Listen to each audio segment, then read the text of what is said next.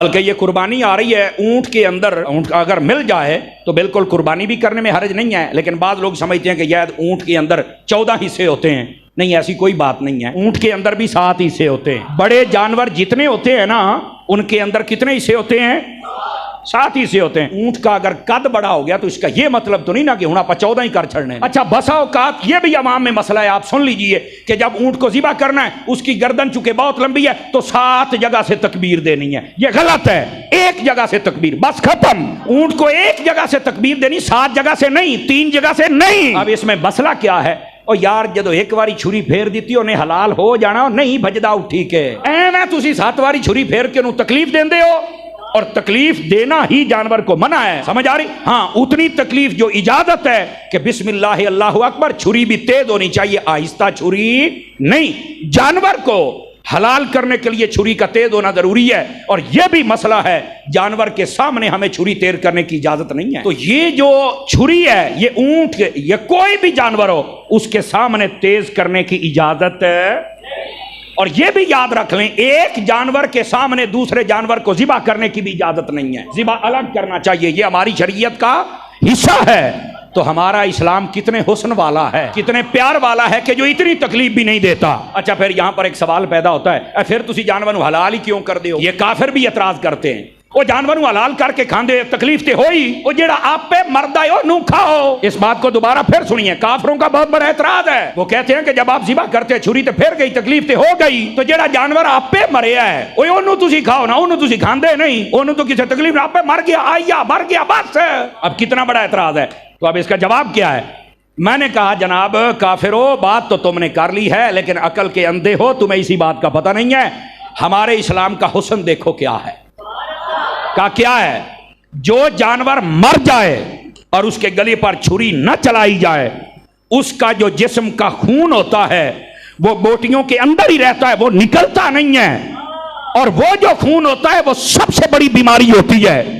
इंसान को कैंसर वहां से होता है, इंसान को हेपेटाइटिस वहां से, ब्लड प्रेशर वहां से, इंसान के अंधा होने का, इंसान के मैदा खराब, हर बीमारी मुर्दार खाने से लगती है, हर बीमारी।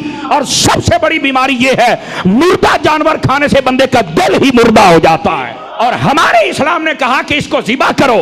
जब ज़िबा करते हैं, आपको पता है जानवर का खून निकल जाता है, वो सारा खून निकल जाता है, साढ़े वास्ते सिर्फ बोटियां बचदियां ने जड़ियां फायदेमंद होदियां ने। ये तहकीक तो डॉक्टरों ने की है। तो मैंने कहा बता फिर मोए नू खाना चाहिए या हलाल करके? यार गाल तो तेरी ठीक है। तो इसलिए ये छुरी फेरी जाती है ताकि इसके जिस्म का जायद खून निकल जाए, वो उसकी बोटियों में और उसके गोश्त में ना रहे। वो रहेगा तो तुम्हें नुकसान है। और फिर दूसरी बात, मुर्दा खाने से दिल मुर्दा, दिमाग मुर्दा।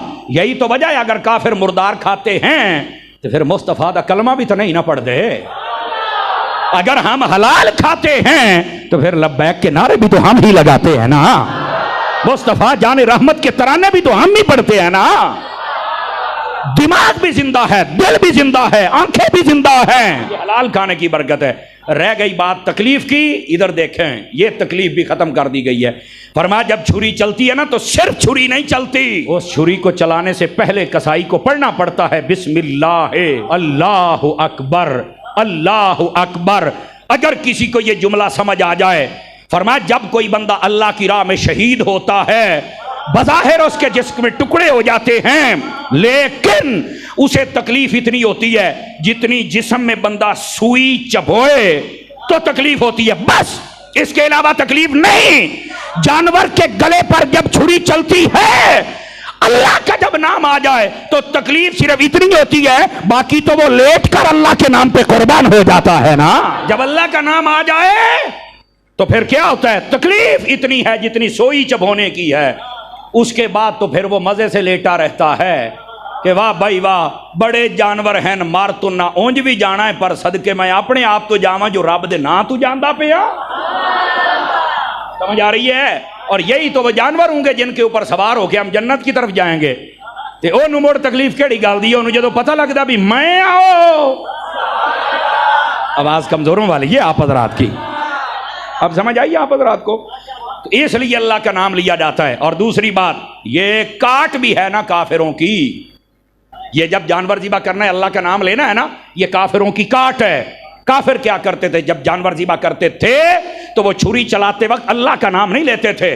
वो कहते थे ये फलां बुत का नाम, उसके नाम पर हम ज़िबा कर रहे हैं, क्योंकि उनका खुदा होता था। तो वो उसका नाम लेकर फरमाया उनका नाम लोगे अगरचे छुरी चलाओगे लेकिन हराम हो जाएगा, जो रब ओ नहीं रब ओ है। और ये इशारा समझाने के लिए, वरना अल्लाह जिस्म जिस्मानियात मकानो मकानियात से भी पाक है। तवज्जो है कि कोई नहीं साहब हज़रात की। तो ये असल मसला है।